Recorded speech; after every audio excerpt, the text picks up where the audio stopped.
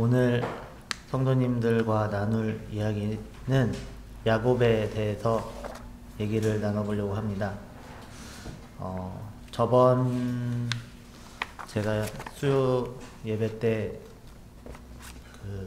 전해드린 내용이 내가 만든 신의 아브라함에 대해서 말씀드렸는데요. 오늘은 그 책에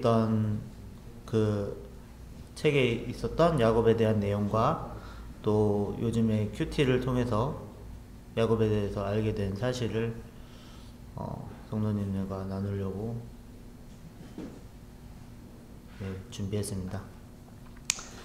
그러면 창세기 25장부터 30장에 쓰여진 야곱에 대해서 얘기를 시작해 보도록 하겠습니다. 먼저 창세기 25장 20절에서 26절을 함께 보도록 하겠습니다. 창세기 25장 20절에서 26절입니다.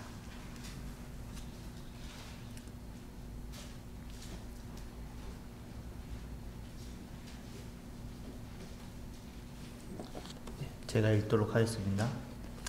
이삭은 40세에 리브가를 맞이하여 아내를 삼았으니 리브가는 밧단 아람의 아람 족속 중 부두엘의 딸이요 아람 족속 중 라반의 누이였더라.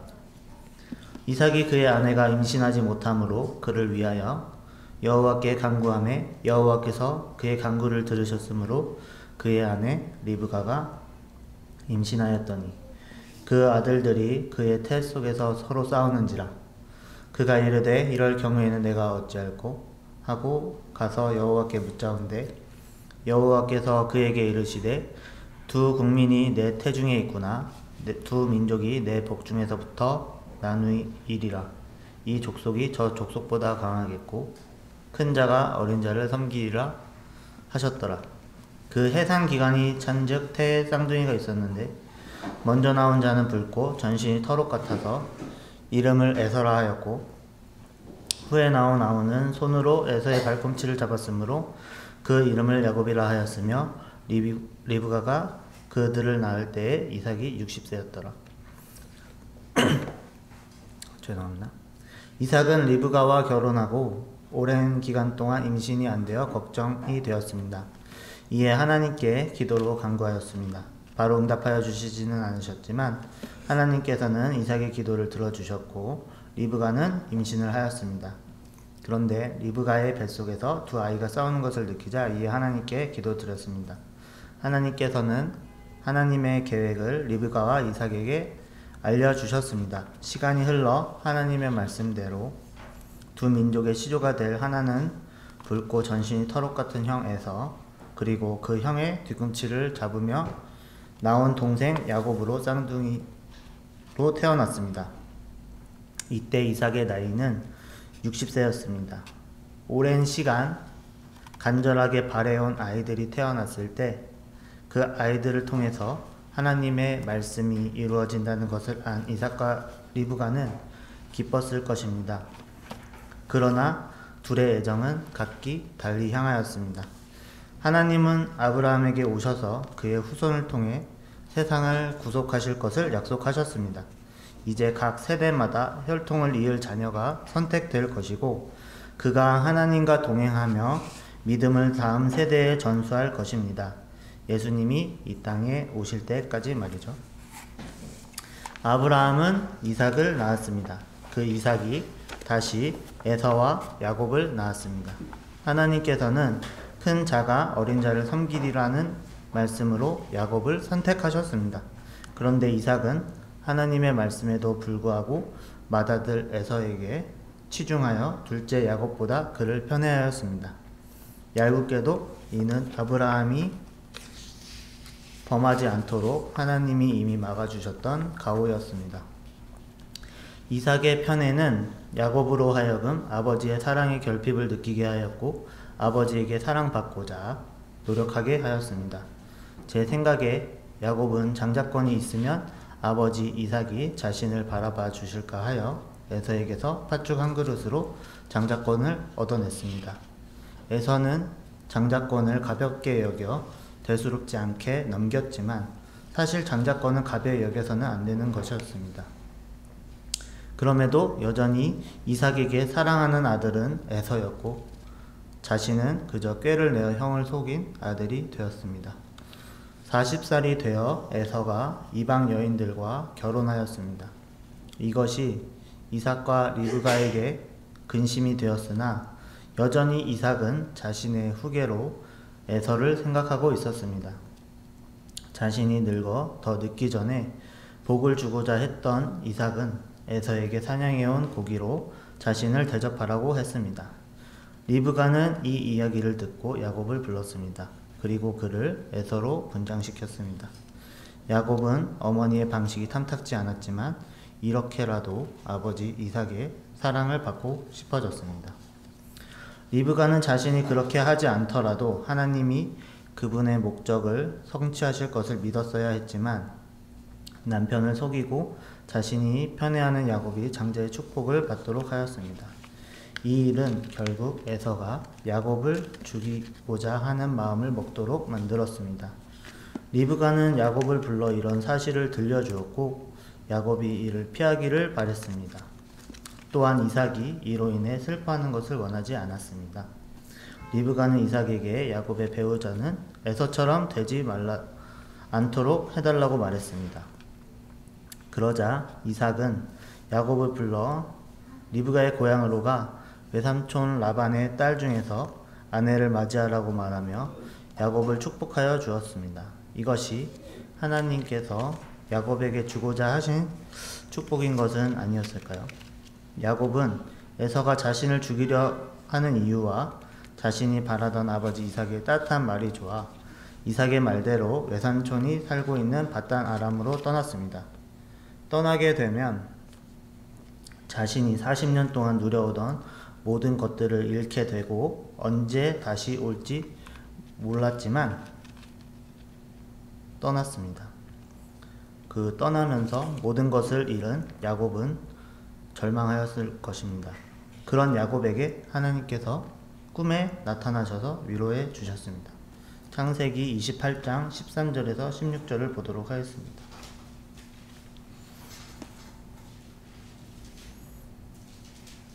창세기 28장 13절에서 16절입니다.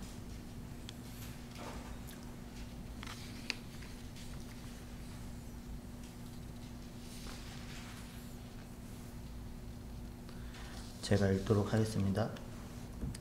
또 본즉 여호와께서 그 위에 서서 이르시되 나는 여호와니 너의 조부 아브라함의 하나님이요 이삭의 하나님이라. 내가 누워있는 땅을 내가 너와 내 자손에게 주리라. 내 자손이 땅의 티끌같이 되어 내가 서쪽과 동쪽과 북쪽과 남쪽으로 퍼져나갈지며 땅의 모든 족속이 너와 내 자손으로 말미암아 복을 받으리라. 내가 너와 함께 있어 내가 어디로 가든지 너를 지키며 너를 이끌어 이 땅으로 돌아오게 할지라. 내가 내게 허락한 것을 다 이루기까지 너를 떠나지 아니하리라 하신지라. 야곱이 잠이 깨어 이르되 여호와께서 과연 여기 계시거늘 내가 알지 못하였도다. 야곱은 40년 동안 막연하게 여겼던 하나님을 깨닫게 되었습니다. 그리고 이어서 하나님께 기도드렸습니다. 창세기 28장 20절에서 22절 말씀입니다. 제가 읽도록 하겠습니다. 야곱이 서원하여 이르되 하나님이 나와 함께 계셔서 내가 가는 이 길에서 나를 지키시고 먹을 떡과 입을 옷을 주시어 내가 평안히 아버지 집으로 돌아가게 하시오면 여호와께서 나의 하나님이 되실 것이요 내가 기둥으로 세운 이 돌이 하나님의 집이 될 것이요 하나님께서 내게 주신 모든 것에서 10분의 1을 내가 반드시 하나님께 드리겠나이다 하였더라. 하나님께서 자신을 안전하게 지켜주시고 다시 아버지 이삭이 있는 곳으로 돌아갈 수 있게 해주신다면 자신의 하나님으로 섬기겠다고 서원하였습니다. 40년 동안 아버지와 어머니가 믿는 하나님에 대해서 듣고 배웠지만 야곱은 하나님을 믿지 않았던 것입니다. 야곱의 마음에는 하나님이 아닌 이삭이 자리하고 있었습니다. 하나님으로부터 위로를 받은 야곱은 다시 길을 나섰고 드디어 외삼촌 라반을 만날 수 있게 되었습니다. 외삼촌 라반은 몸을 피하러 온 야곱을 환영하였습니다. 그리고 한 달의 생활을 통해서 야곱의 능력을 보고 내 품삯을 어떻게 할지 내게 말하라며 자신을 위해 일해주기를 바랬습니다. 야곱이 원하는 것은 라헬이었습니다. 창세기 29장 16절에서 20절을 보도록 하겠습니다. 창세기 29장 16절에서 20절입니다.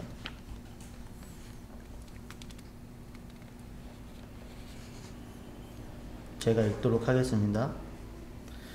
라반에게 두 딸이 있으니 언니의 이름은 레아요 아우의 이름은 라헬이라.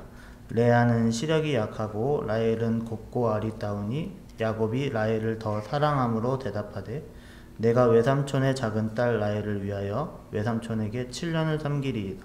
라반이 이르되 그를 내게 주는 것이 타인에게 주는 것보다 나으니 나와 함께 있으라. 야곱이 라헬을 위하여 7년 동안 라반을 섬겼으나 그를 사랑하는 까닭에 7년을 며칠같이 여겼더라.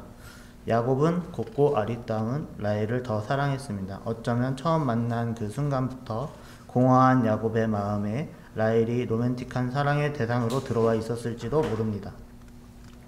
그래서일까요? 야곱은 라반에게 엄청난 금액인 7년분의 품삯을 제시하며 라헬과의 결혼을 요구했습니다. 라반의 허락 아닌 허락으로 야곱은 7년이 며칠처럼 여겨질 정도로 라헬과의 로맨틱한 사랑을 꿈꿨습니다. 야곱은 자신의 삶의 의미를 라헬과의 사랑으로 채우려고 하였습니다. 곱고 아리따운 라헬과 사랑을 하게 된다면 내 비참한 인생도 뭔가 제대로 될 거라는, 그녀만 있으면 문제가 해결될 거라는 생각을 하게 되었습니다. 하지만 우리의 사랑하는 상대가 삶의 의미가 될 수는 없습니다. 결국 우리들은 필연적으로 사랑하는 상대에 실망하는 쓰라린 경험을 할 수밖에 없습니다. 야곱의 사랑에 대한 갈망은 우상이 되기 쉬웠습니다. 그는 라헬을 얻기 위해서 7년의 임금을 포기했을 정도로 라헬에 대한 열망이 컸습니다. 외삼촌은 이런 야곱의 상태를 이용하였습니다. 라반은 결혼식 날 얼굴에 베일을 덮어 씌운 채 야곱의 아내를 데려왔습니다. 라반은 잔치를 크게 하고 야곱을 취하게 만들었습니다. 그리고 밤에 신부를 데려다 주었습니다. 야곱은 라반이 데려다 준 신부와 동침하였고 그 신부가 레아라는 것을 다음날 아침이 돼서야 알게 되었습니다. 야곱은 라반에게 이를 따졌습니다. 라반은 동생보다 언니가 먼저 결혼하는 게 이 지방 풍습임을 몰랐냐며 태연하게 응수했고 7년 더 일하면 라헬도 주겠다고 하였습니다. 야곱이 어찌 그리 쉽게 속아 넘어갈 수 있었는지 의아하겠지만 그는 이미 사랑에 중독된 것이었습니다. 올바른 삶의 의미가 아닌 것은 때로는 마약처럼 작용하여 그것이 자신에게 독이 되는 것을 모르고 행하게 만듭니다. 결국 라반의 속임수에 넘어간 야곱은 라헬을 얻는 대가로 7년간 임금을 라반에게 지불하였습니다. 야곱은 사랑하는 라헬을 얻었으니 마음속 공허가 사라졌을까요? 야곱의 이야기가 멈추고 이때 야곱과 동일하게 상대방의 사랑을 우상으로 삼았던 인물 레아가 등장합니다. 지금까지 나온 인물 중에서 아마 가장 큰 피해자는 레아일지도 모릅니다. 레아는 맏딸이었지만 아버지인 라반에게 있어서 상대적인 외모로 언제나 라헬의 걸림돌 취급을 받았습니다. 야곱이 이삭의 사랑을 바랬던 것처럼 레아도 라반의 사랑을 바랬을 것입니다. 그렇게 평생을 아버지가 원하지 않았던 딸로 살았던 레아가 이제는 야곱으로 인해서 남편이 원하지 않는 아내로서 살아가게 되었습니다. 레아의 마음도 공허하기는 마찬가지였습니다. 레아는 그 공허함을 남편의 사랑으로 채우고자 하였습니다. 창세기 29장 31절에서 34절입니다. 제가 또 읽도록 하겠습니다. 여호와께서 레아가 사랑받지 못함을 보시고 그의 태를 여섰으나 라헬은 자녀가 없었더라. 레아가 임신하여 아들을 낳고 그 이름을 르우벤이라 하여 이르되 여호와께서 나의 괴로움을 돌보셨으니 이제는 남편이 나를 사랑하리로다 하였더라. 그가 다시 임신하여 아들을 낳고 이르되 여호와께서 내가 사랑받지 못함을 들으셨으므로 내게 이 아들도 주셨도다 하고 그의 이름을 시므온이라 하였으며 그가 또 임신하여 아들을 낳고 이르되 내가 그에게 새 아들을 낳았으니 내 남편이 지금부터 나와 연합하리로다 하고 그의 이름을 레위라 하였으며 레아는 삶의 의미를 남편의 사랑에 걸었습니다. 그 방법으로 아들을 낳는 것을 방법으로 삼았습니다. 아들을 낳으면 남편도 자신을 사랑하게 될 것이고 그러면 결국 자신의 불행한 삶도 해결이 될 거라고 생각했습니다. 그러나 레아는 아들을 낳으면 낳을수록 남편의 사랑은커녕 더 큰 외로움을 겪게 되었습니다. 야곱과 레아처럼 삶의 의미를 상대방에게 둔 사람들이 그 상대방을 통해서 실망하게 된다면 네 가지로 반응할 것입니다. 첫째, 당신을 실망시킨 대상을 원망하며 더 나은 대상으로 바꿀 것입니다. 이것은 우상 숭배를 지속하는 영적 중독의 길입니다. 둘째는 자신을 탓하며 자책할 것입니다. 이는 자기 혐오와 수치의 길입니다. 셋째로 세상을 탓하며 모두 싸잡아 저주하며 원망할 것입니다. 넷째로는 올바른 삶의 의미를 찾을 것입니다. 바로 삶의 초점을 하나님께 두게 되는 것입니다. 다시 본문 내용으로 돌아가서 새 아들을 낳았음에도 달라지지 않는 남편 야곱의 태도에 레아의 마음은 더 이상 아픈 곳보다 안 아픈 곳을 찾는 것이 빠를 정도로 다쳤을 것입니다. 그러한 가운데 야곱이 광야에서 깨달음을 얻은 것처럼 레아도 깨닫게 되었습니다. 하나님께서 못난 자신과 함께 해주고 계시다는 사실을 알게 된 것입니다. 창세기 29장 35절을 보도록 하겠습니다. 제가 읽도록 하겠습니다. 그가 또 임신하여 아들을 낳고 이르되 내가 이제는 여호와를 찬송하리로다 하고 이로 말미암아 그가 그의 이름을 유다라 하였고 그의 출산이 멈추었더라. 레아는 자신의 삶의 초점을 드디어 하나님께 두기 시작한 것입니다. 라헬과 결혼한 야곱은 마음속 공허함을 해소할 수 있었을까요? 삶의 의미를 라헬과 로맨틱한 사랑에 두었으니 행복한 결혼 생활을 지냈을까요? 창세기 30장 1절에서 4절을 보도록 하겠습니다.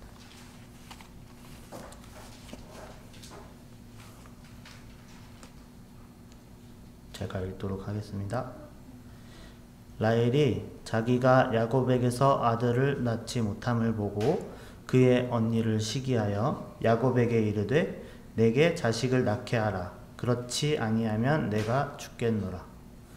야곱이 라헬에게 성을 내어 이르되 그대를 임신하지 못하게 하시는 이는 하나님이시니 내가 하나님을 대신하겠느냐. 라헬이 이르되 내 여종 비라에게로 들어가라. 그가 아들을 낳아 내 무릎에 두리니 그러면 나도 그로 말미암아 자식을 얻겠노라 하고 그의 시녀 비라를 남편에게 아내로 주매 야곱이 그에게로 들어갔더니 야곱의 사랑을 받았던 라헬은 오히려 언니인 레아를 시기하였습니다. 왜냐하면 자신에게는 자식이 없었기 때문입니다. 그 탓을 라헬은 야곱에게로 돌렸습니다. 그러자 야곱은 자신이 그렇게 사랑하던 라헬에게 화를 냈습니다. 그렇습니다. 야곱은 라헬과의 결혼 생활이 자신의 생각과는 다르자 실망하게 되었던 것입니다. 예전에 라헬을 위해 7년간의 노동도 아무렇지 않게 해내던 야곱은 사라졌습니다. 이제는 라헬이 말도 안 되는 요구를 하며 화를 내며 라헬의 탓을 하는 야곱만 남아 있었습니다. 이에 라헬은 자신의 여종과 같이 자라고 야곱에게 권합니다. 라헬에게는 이제 자식이 우상이 되었습니다. 더욱이 야곱은 라헬 대신 라헬의 여종 비라를 자신의 로맨틱한 사랑의 대상으로 삼았습니다.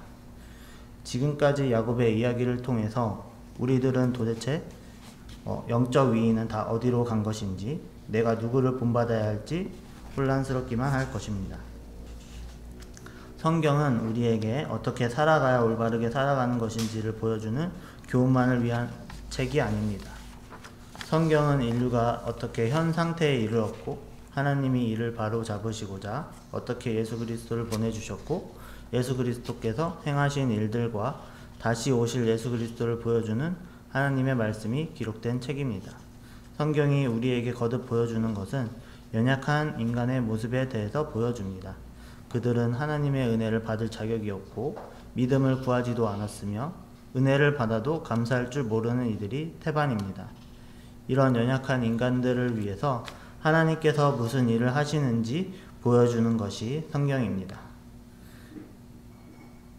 하나님이 나와 함께 계셔서 내가 가는 이 길에서 나를 지키시고 먹을 떡과 입을 옷을 주시오. 우리가 하나님을 믿든지 믿지 않든지 혹은 하나님을 모르는 순간에도 하나님께서는 먼저 우리를 돌보아 주시고 사랑해 주고 계십니다. 이러한 하나님의 은혜와 사랑을 깨닫고 예수님을 믿음으로 성령님을 영접할 때 우리는 마음속의 공허함에서 벗어날 수 있을 것이고 다시는 그 자리에 우상을 놓지 않을 것입니다.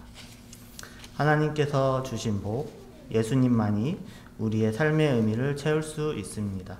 이번 주 행해지는 전도집회에서 말씀 전하시는 강사 형제님을 통해서 구도자분들이 하나님께서 우리에게 주시는 복음을 듣고 믿어서 성령님을 영접하시길 기도드리며 오늘 말씀을 마치도록 하겠습니다.